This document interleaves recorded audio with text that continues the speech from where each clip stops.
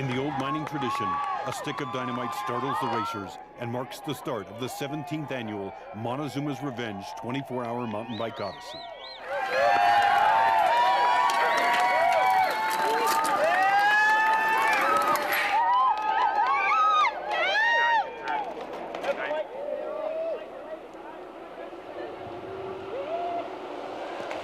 Loop 1, just 1 mile, with 168 feet of elevation gain. While Loop 1 is short, it does offer the first challenge for our riders, a loose footing scurry up an old mine tailing stone. John Brown takes the early lead. Down the road, and I didn't even notice this here.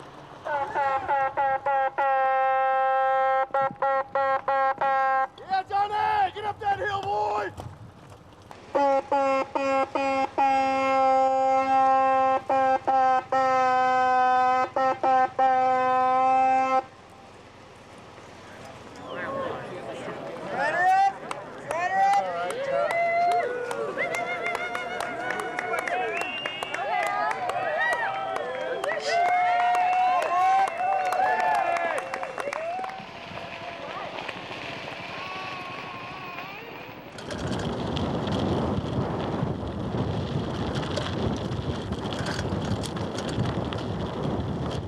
Through checkpoint 1 and on to Loop 2 for early leader John Brown, 5th place here last year.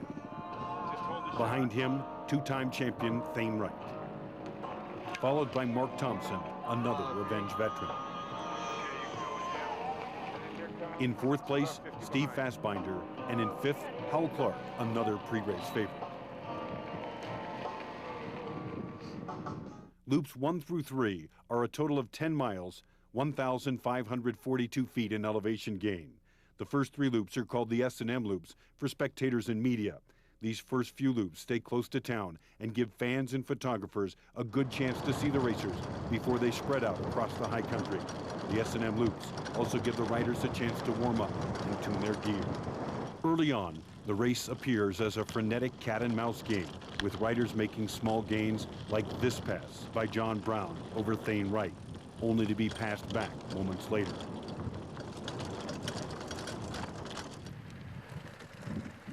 At the river crossing, Brown chooses the low road, a minor tactical error for the second-year rider.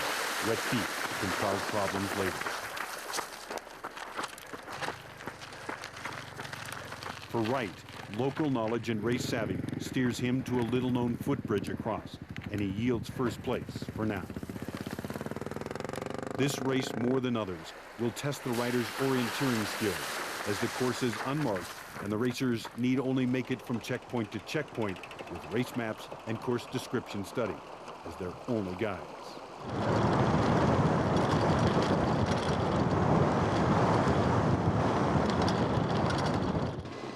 Once again, Wright catches up to Brown, and they ride 1-2.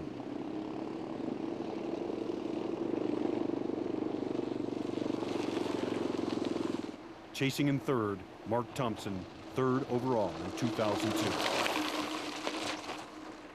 The rest of the pack trying to keep up with the early frantic pace.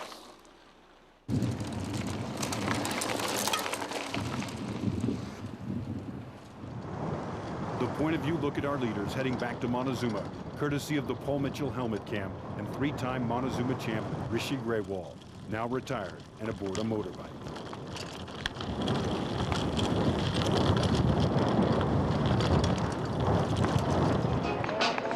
Riders 8, 10, 24 on the way through. Let's hear it for them, y'all. On to Loop 3 for leader Thane Wright and second-place rider John Brown. The 2003 Montezuma's Revenge is being brought to you by Paul Mitchell, the style in lifestyle sports.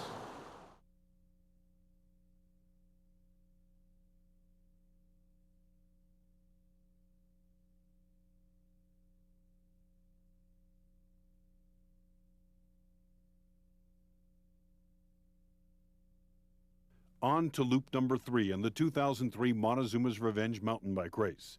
A total of 3 miles, 686 feet in elevation climb, and the second early challenge for our riders, a treacherous rocky downhill known as Hell Hill. On the uphill, it's Wright and Brown, 1-2. Stay left. There we go, let's do it! After they make it up St. John Road, they pass the old mine and start their descent through the sharp, jagged mine tailings across Glacier Mountain.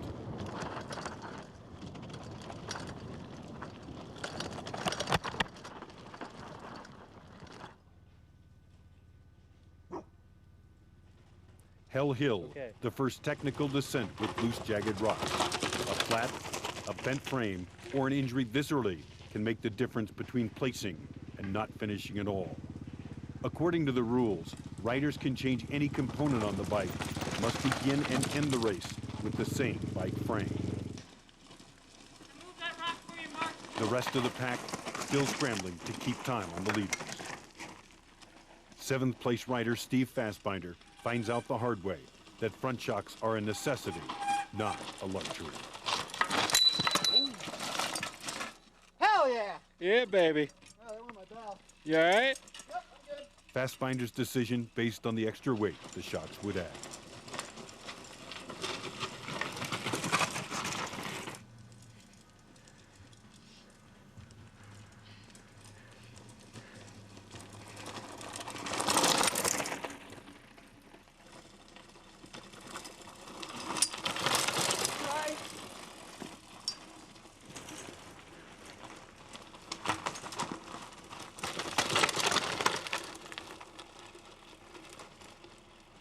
Back to Montezuma for lead riders Wright and Brown. Before heading out to the 66-mile loop number 4, all riders are required a mandatory 1-minute stop. Yeah, good warm up. Just trying to hang with Dane. John's definitely top contender last year. Dane Wright, our only men's past winner competing this year. 5 seconds. 4. Right, these boys taking off the tie on their way to Webster Pass. Radical Hill. In a rare moment of pure respect, the two have agreed to work together on the early pace. Okay, you guys need to hang out for a minute. I'll let you know when it's time to go. So far so good. I don't know how much time I want to give away right now. So, but You're considered one of the favorites for this race. Does that put pressure on you? no, I think if I'm within half an hour of John, then I'll see what I can do tomorrow. So he's the rabbit? So right now, yeah.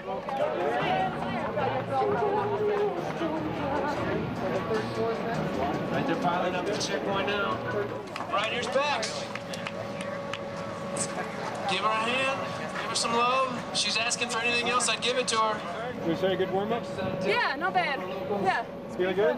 Yeah, actually pretty good. I'm glad.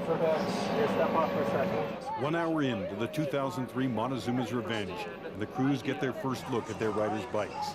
Over the next 23 hours, their importance will increase dramatically and can make a huge difference between winning and losing. At the next checkpoint, they'll provide lights for completion of Loop 4, the night.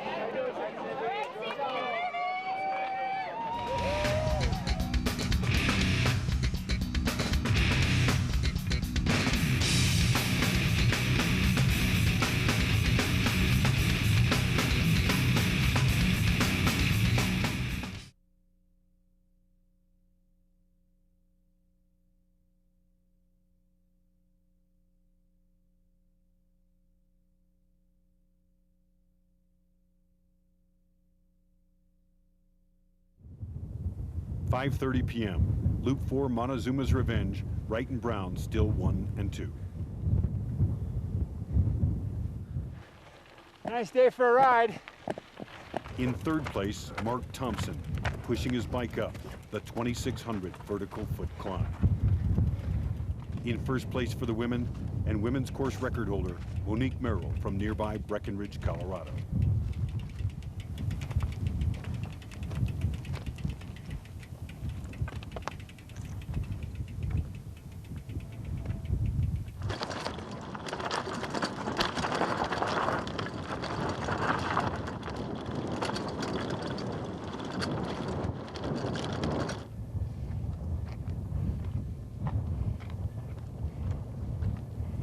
I got my son and my wife keeping me company. In front of your wife? Yeah, my son right there. It's all right. It's a good time. Can't beat it, you're on top of the world. You know? Have a good day, man. Spirits are still high early in Loop 4, but it will test even the best. 66 miles into the darkness, 8,500 feet of climbing. Lights are mandatory. Attitude is a plus. On the first downhill of loop number 4, and two-time champion Thane Wright and second-year veteran John Brown continue to race wheel to wheel.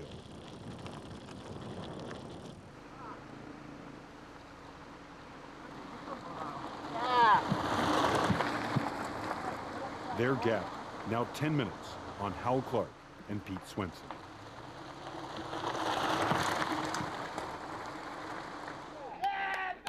(6:33 p.m.) into checkpoint 4-1 for Wright and Brown. Another mandatory 1-minute stop to take on lights. A chance to refuel, regroup, and work the bike. Where's Thane? Good on food? Yeah, I'm having trouble. How you feeling? Pretty good. Yeah? Yeah. Thane's just hammering. All I'm doing is trying to stay with him. Where's he at, by the way? He's right here. Hey, what's your strategy this year? Strategy? Keep it going.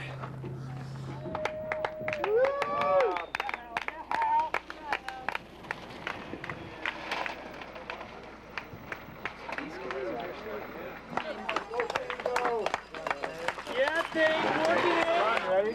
Right. Roll. Work it, Dave! You got it!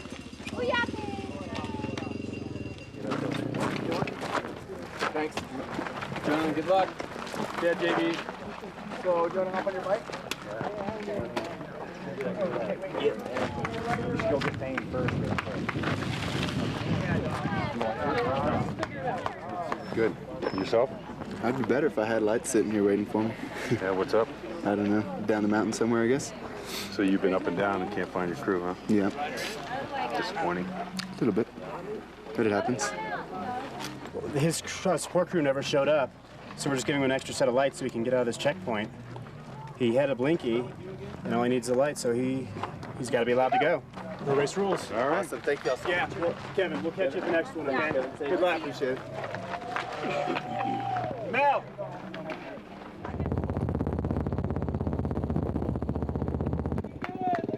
Well, first of all, they come in and we take their time in. They go out, they get their bikes cleaned up, whatever they're going to do, eat, and then they need to put their lights on. They have to have a front light, either headlight or handlebars, and then they have to have a light on their tail end as well. And then they're good to go. They just sign out and keep riding. How goes it? Yeah, 2 flat tires in that descent. But we'll fix things. It's a long day. You got tubes with you, right? Yeah, So 2. you I keep already them used 2. He's got 2 more going for me, I hope. So.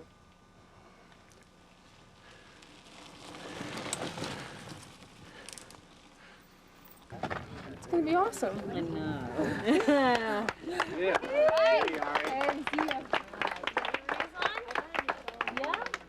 As the sun begins to set, Thane Wright now on the Colorado Trail. It offers some rolling, winding single track and the last bit of daylight until Saturday morning. How many riders have gone by you? 1. The Colorado Trail spans 500 miles across the state, connects 8 mountain ranges, 7 national forests, and 6 wilderness areas, making it one of the best trails in the world.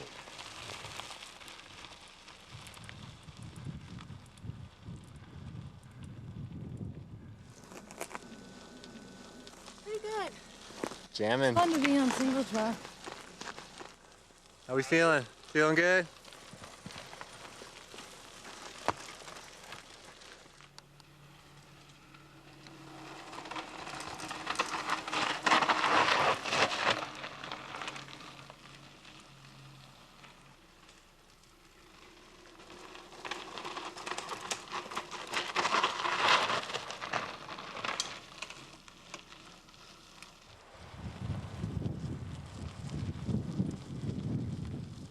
Great job. Second place. So far, so good. Stay with it.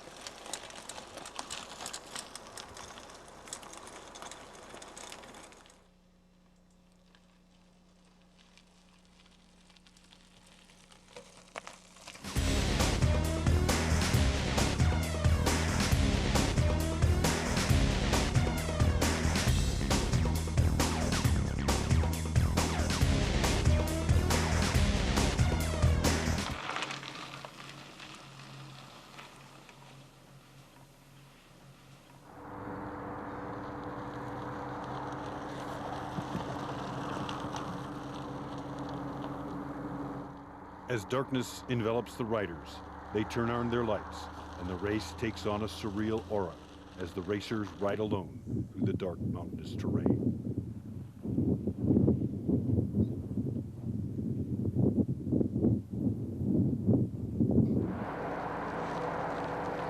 Hi. Hey, how's the ride going? Okay.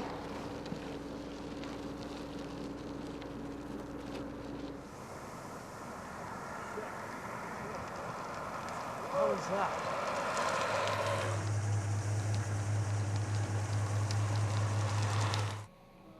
The moonrise punctuates the race as it heads up Loveland Pass to checkpoint 4.3.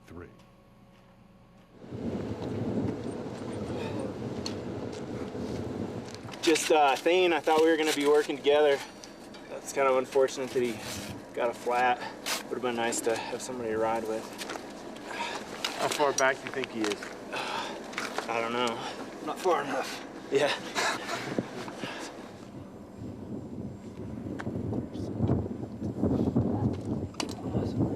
If you just want to. For like at the bottom of the climb, it kind of felt like I was getting some legs, and then you just get kind of out of it with altitude, I guess.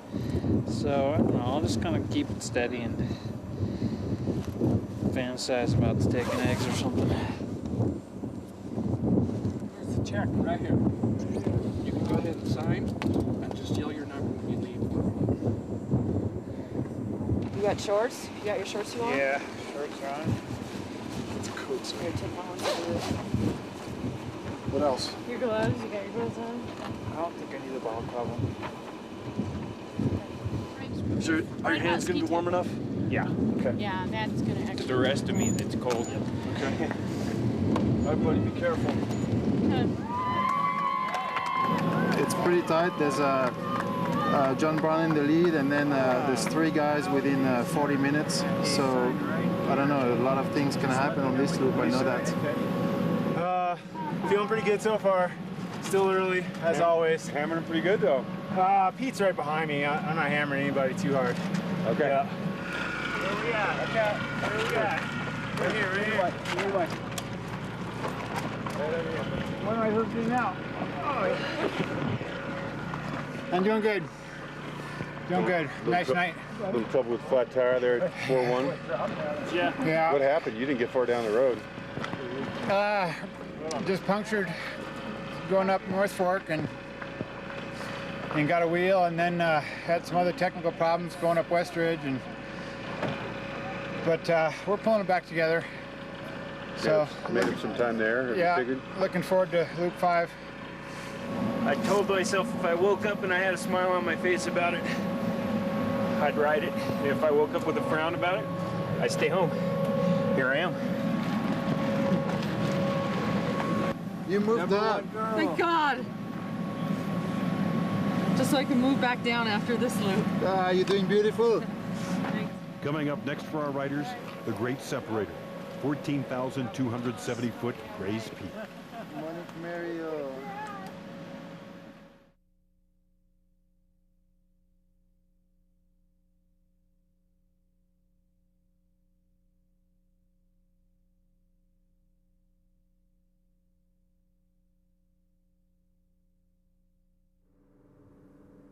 The looming majesty of Gray's Peak, 14,270 feet, beautiful by day, a conqueror of the night. But you gotta carry your helmet and your bike shoes. I cannot believe they're not up here. Wait! Hey! Trouble for John Brown.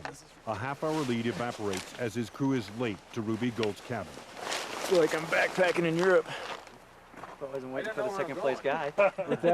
This is where the riders strap on their bikes and carry them to the top of Gray's. Good job, Doug. Way to go, man. Looking good. With 8 hours of riding under their belts, riders must now ignore fatigue, freezing temperatures, and altitude sickness. The risks ahead include stumbling in the dark, rock slides, and hypothermia. They are now entering a zone where mistakes can be fatal. Proper equipment and adjustment is essential. Right here. Motored right up. How you feeling? Oh, I'm feeling good. Feeling good.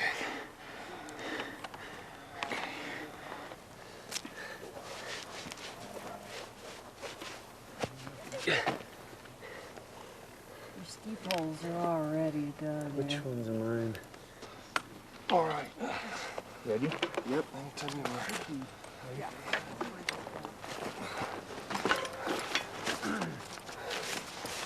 Okay. All right.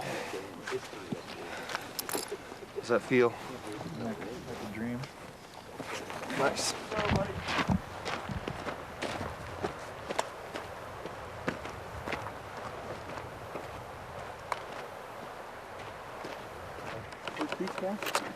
Oh, it's right here. There's big swings in energy. You know, you have good hours, and then What's that? it just kind of goes away. You need to get in better shape. Yeah, this hits the right there. It's like that. Look at that. Handmade. Ball Industries. Good energy going. Well, I'm hoping this is going to be my lap. I really screwed up that number 4. Oh, God, ridiculous. You know, when I left the checkpoint at the north end of town, somehow I got confused on the detour on Main Street and ended up riding back towards Breckenridge on the bike path. And I got all the way up to that Swan Lake Road, which is way the freak, you know, it's on the other side of the reservoir, before I realized where the hell I was. So that demoralized the hell out of me, but hopefully I can make it up. You're doing great, though. You know, I can't I don't think there is a worst part. I think it's all pretty much good answer. a good, there's not many places that aren't hard. Finally I can eat. Yeah, dude. If you haven't been eating, you should. Well, I've been eating, but it's been really hard to get it down. Oh, this is not right. What? That hits the spot. Well, there's no saliva in your mouth. And it's stuck to my teeth. I can't even chew. Here. Water. Should have had a hard time eating before this. I'm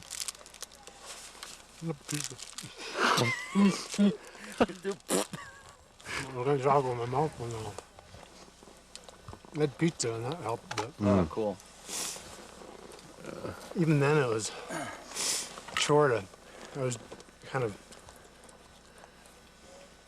gagging every time I had something else though. Even chocolate chip cookies made me gag. Your stomach just gets all twisted. So, I mean, this is probably the crux, but then it's definitely not all downhill because tomorrow, I guess it's today.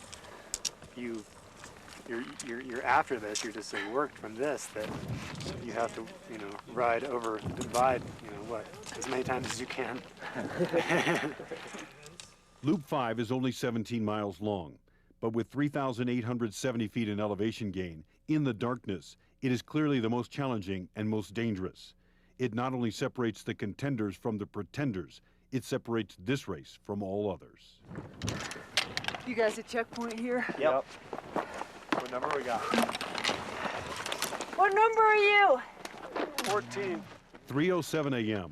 A cold, tired, and hungry Dawes Wilson reaches the summit of Grays, now in the lead. Again, a mandatory 1-minute stop for the right. What's your name? Fine. Dawes Wilson. You're feeling all right? Yeah, feels good. Guys, here's your shell and some gloves. How about some food? Have cookies, Twizzlers? How about some cookies? Can we go? You can go, Dawes. How are you feeling, man? Good. I gotta get that bike higher up. Okay, I just put it on there better. As Wilson scurries off, Thane Wright emerges from the darkness in second place. All right, Thane.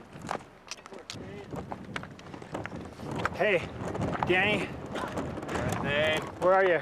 Over here, Thane. One there, side of the tent. Good job. Okay. Go by the tent. Okay, here we go. Take some. Can I go? Hang on. What's Let me on just over ask you a good? couple questions. What's your name? Thane. How you feeling, Thane? Thank you. I think he's ready to go. Just hill, want to make sure you guys are doing all right. Okay. Have a safe trip down. Thank you. Best of luck to you guys. Rock on, Thane! Yeah! Got it.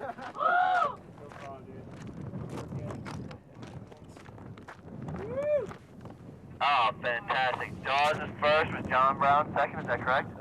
No, that's... Dawes is first with Thane Wright second, over. Haven't seen John Brown yet. 3:34 a.m. John Brown arrives at the top of Grays.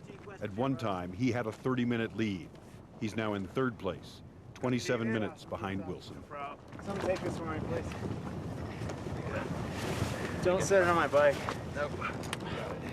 Sit on the frame. Let's go forward. Okay. You got it, take it. Yeah. John, here's something I'll drink. How you feeling? Good. Okay. Cool. Staying hammered pretty hard. He was.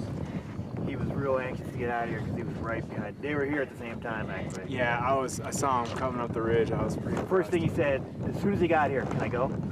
Yep. Can I go? 6. All right. 3:40 a.m. Coming to you, Brown back on the trail. So what we don't want to do? Yeah, boys. Down into that. Pete? Yes. How you feeling? Okay, I want to Yeah. clothes on. What's your partner's name?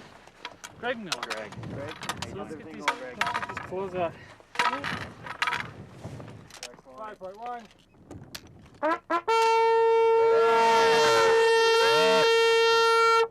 Yeah, PJ. Fresh as a daisy. Looking good. Nice work. Woo. 4:14 a.m. Monique Merrill summits with the women's lead. She's 6th overall. Green tea, you're welcome. In for the horn player. Yeah, sure. All right. Ah, I hate him. He always takes the easy route. How do you do that? Stinker. 4:41 a.m. Thane Wright arrives back in Montezuma with a momentary lead on Dawes Wilson. 5:11. John Brown now in third. We had a miscommunication with the crew, and then I don't know my way up the mountain, and we were going up, and I was watching Dawes and Thane go way off to the left. We were like, oh, that's a terrible line, and they totally passed us. Now they made up 20 minutes, and then they put on another half hour. 4:57 a.m. Bex Hodgetts arrives at Grays in second place for the win. Good, how are you? Good. What's your number? 11. Oh, Monique's already through. Yeah. Ages ago. Sorry. It's all right. Half an hour. Half an hour? That's not bad at all, Bex. We're doing great. You're doing great. You feeling okay? Yeah. Want a little tea? Yeah, that'd be great. As day breaks over Denver, 60 miles to the east, the personal battles in the 17th Montezuma's Revenge continue. The racers have until sunrise to start up Grays, or they are officially eliminated. It's also a momentary chance to rejoice. A cold, hard night is now behind them. Kirkland! Woohoo! All right, let's see right here. How you doing? Good, how are you, brother? Great. You all right, how you feeling? Good. Yeah? Yeah. You got a smile on your face, all right. Um, That's what we like to see. It's the best support man in the world. Right on. He gave me his puffy jacket. There you go. This is the first time I haven't been cold in 8 hours. As any competitor who reaches the summit will tell you, Grays is less suited to the mountain bikers trying to conquer it than it is to the mountain goat herds who live there.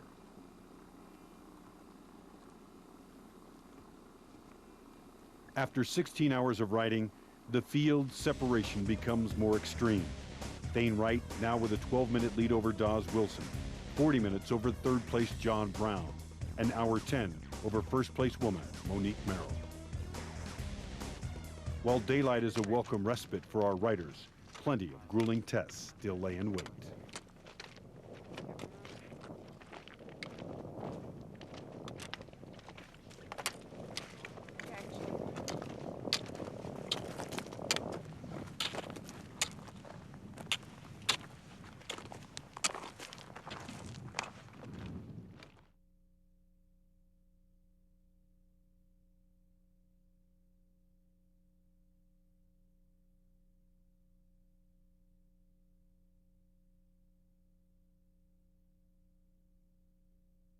we got 13 people that came back from Grays. Not all of them look good, and already 4 have been in and out of loop 6 and gone out on loop 7 with Thane Wright in the lead and Dawes right behind, about 10 minutes. John Brown just went out on loop 7. He's 45 minutes back. He says he's hurting, no legs, but he looks like he's catching up pretty good in the downhill. So I don't know, it's going to be a matter of who can push his bike the fastest, you know. You have to see there's 2 women in the top 10. I mean, Monique Merritt is 5th, who is like an incredible time. She left on loop 6 at before 6 o'clock. And Bex Hodgetts is in 8th position right now, and she's only 45 minutes behind Monique. It's incredible, you know, for girls. The next 4 loops for the 2003 Montezuma's Revenge are similar in difficulty, with long, tortuous uphills, sometimes fast and treacherous downhills, 6 to 13 miles, 2,000 plus in elevation gain each. Loop 7, leader Thane Wright now 20 to 25 minutes ahead of Dawes Wilson, gaining time in the uphill, losing ground on the descent. One-time leader John Brown now in 3rd place, his spirits now being shattered by the older, more experienced Wilson and Wright. Others also contemplate their future. I got a little stomach sickness up on loop 5 and actually had to throw up, but did that and I felt better and it was all good, so yeah. You're in? I'm in. You're in? Just let me know when you're out. You'll sign out. Okay. Okay? I think I broke my bike though, so we'll see. Okay. What happened? I don't know. I crashed a couple of times. Hopefully they just kind of have it screwed on there as high as they can and stuff, and well, fingers crossed. Good luck. Good luck, guys. Right, go. Yeah. 9 a.m. 50-year-old Dawes Wilson continues his relentless attack on 2-time Montezuma champion Thane Wright. The rest of the field struggling to keep up the pace. The current standings, Wright in the lead, Wilson in 2nd place, Brown in 3rd, the rest of the riders falling back.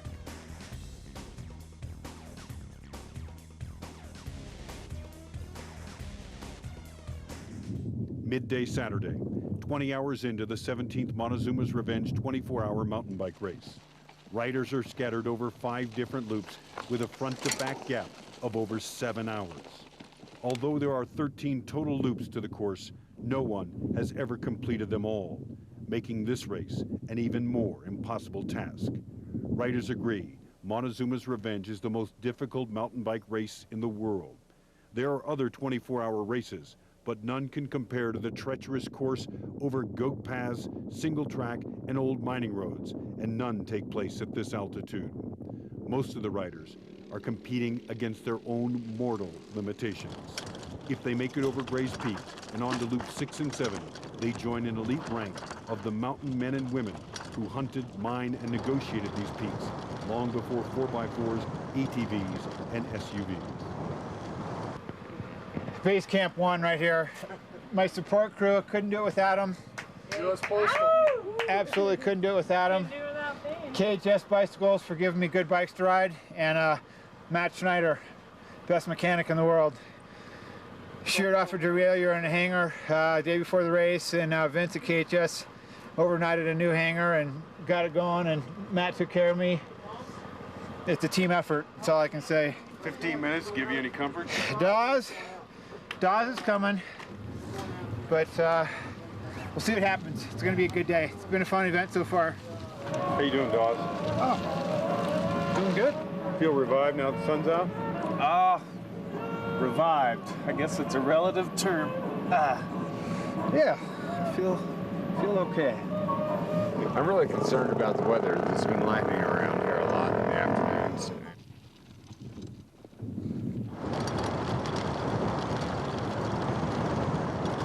How's your race going for you? Long. Long and hilly. And stormy, soon to be. You're all ready? You're all good? Coming up, Weather becomes the enemy.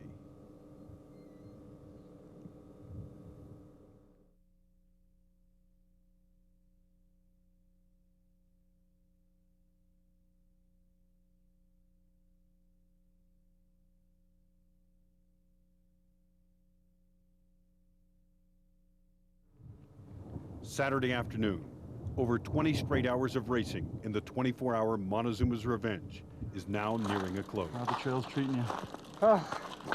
Pretty good. I was just, I was ready to call it quits because I was frustrated because I kept getting lost.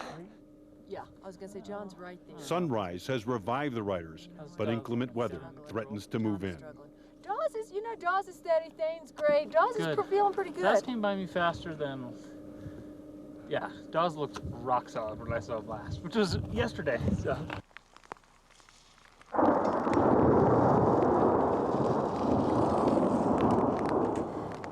All at once, the skies open up with thunder, lightning, rain, and sleet. Second place rider Dawes Wilson clutches his brakes with numb fingers while continuing to close in on first place Thane Wright. Unfazed by the deluge, Eric Black in sixth place hammers uphill like a machine. Others are not as confident and contemplate quitting. I just about got hit by lightning up there, and I don't want to go back there. It was nasty, but we were right on top. There's nothing we could do, so. But satisfied with the competition and the challenges you met? Oh yeah, I'm stoked. It was awesome. It was a great event, and yeah, everybody's totally cool. Yeah, I'm done. 22 hours is good for me. He's starting to hurt a little bit. It's starting to lightning up there. So next loop goes to the same spot, and it was just lightning and raining up there, so. You said last one. I had a good day. How you feeling? Oh my goodness, like that was so hard. Like you hike up and then you hike down. It's down this like space and there's tundra and it was crazy. But look at it this way. You started the race with a goal in mind. I know. I'm gonna cry. I'm so happy.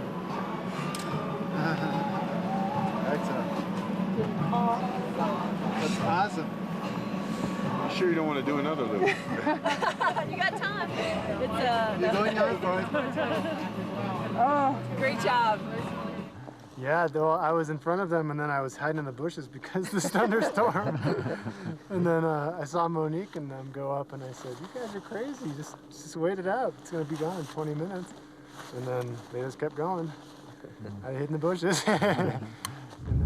Earlier in the day, just 10 miles away, a young man not associated with the race was struck by lightning at Herman Lake. He survived. Leader Thane Wright struggles on Loop 9. His lead now 35 minutes on 50-year-old Dawes Wilson. More often than not, a leader would feel secure, but with relentless Wilson behind you, you can never stop and always look back.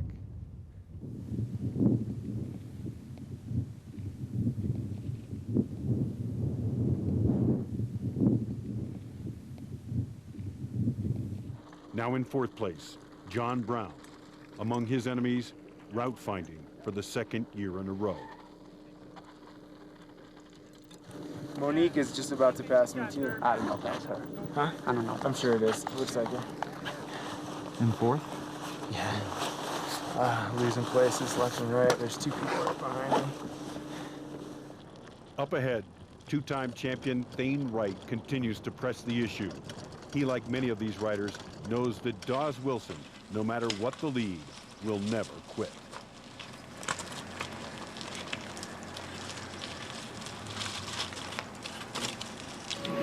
You're doing great. What time is it? Better. I got the time. I've got 2:43. All right, I guess I'm at the left end. Gonna make it! Yeah, hey, that's the way. How did you like Loop 8? Crazy. What was crazy about it? It's just no trail. What do you mean there's no trail? There's a really nice single track. There's no trail! 3:38 p.m. Thane Wright returns to Montezuma with a 21-minute lead. I never dreamed I'd be in this position. I was hoping to be in the mix, in the top 5, and never dreamed. But Do you want to try these? hot seat. No. Right now, 3:30. Unbelievable. We got some serious weather coming in, huh? You are kidding. Jeez, please. Not a good way to end the race. I would not want to be on top of 10 right now. Convinced by his supporters that his lead was not secure, Thane Wright sets out again on loop 11 in the rain. It proves to be a wise decision. Wilson does catch him, but just after the 4 p.m. race end. The jubilant riders return to Montezuma with the closest finish ever and a new course record.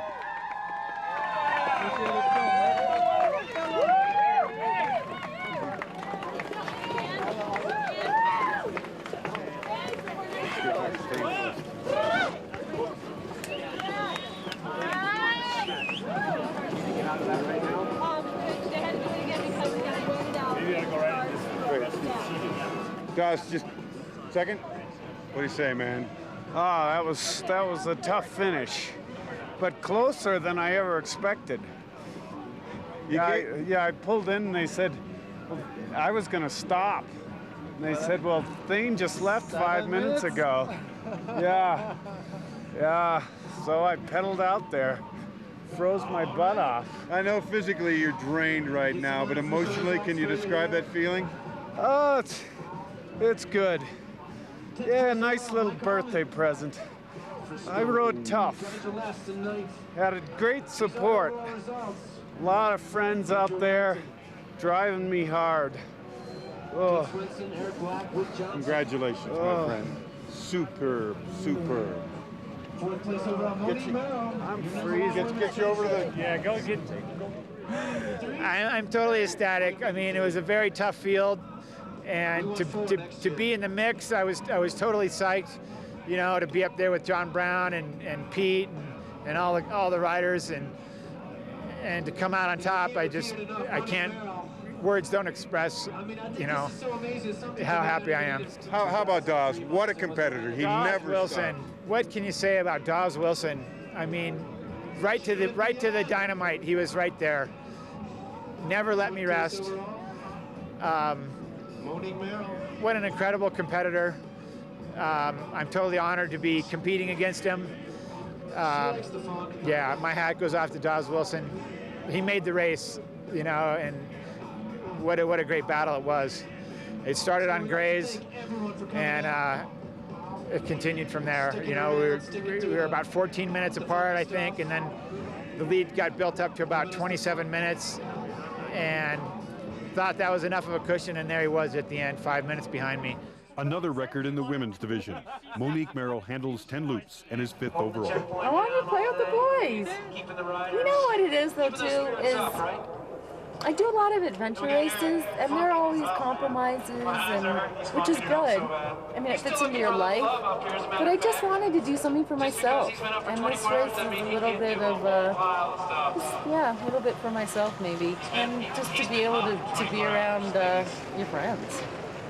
So. The final standings for the 17th Montezuma's Revenge. Thane Wright with a new course record and his 3rd win in this race. Dawes Wilson, 2nd for the 2nd year in a row. Swenson 3rd, Brown in 4th, Monique Merrill with her amazing performance 5th overall, followed by Eric Black and Whit Johnson.